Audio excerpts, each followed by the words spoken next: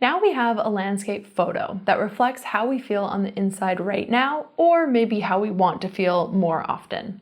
We already have so much meaning in our art piece, and we haven't even really got started. So this photo is going to become the background, the sort of fundamental foundation of my drawing. Before we go right to our nice watercolor paper, it's expensive, it's precious, we want to use a scrap piece of paper to get this going, or we could be in our sketchbook. I, of course, have created a worksheet for you in your personal landscape PDF, but you're always welcome to do it on another piece of paper, of course.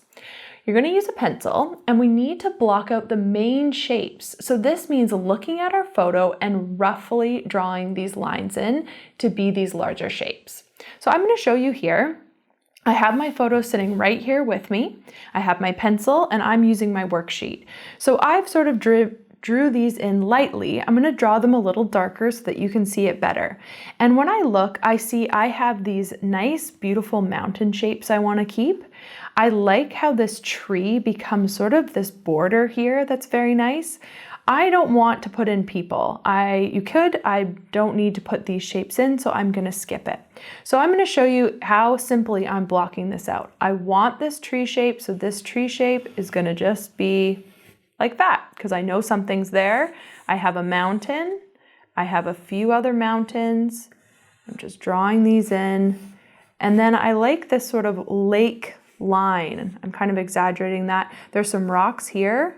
And then I am going to keep the dock. I don't know if I'm going to use it, but I'm going to put in this kind of fun line here.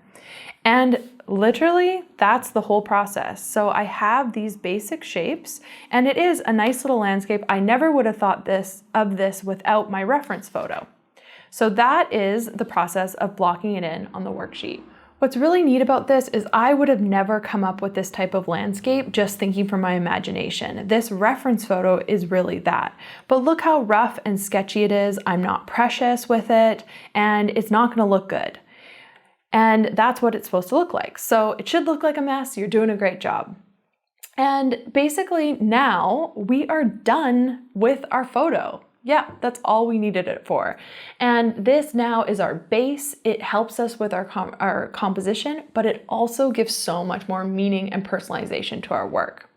So it's always good to have a reference photo to learn from. It's also a great way not to copy anyone. If you're inspired by a photo or another artist, have a look, block out the shapes, but then put it away. Never look at it again. And it's gonna really help you just kind of get that tweak of inspiration, get away from that blank page, but really make it your own.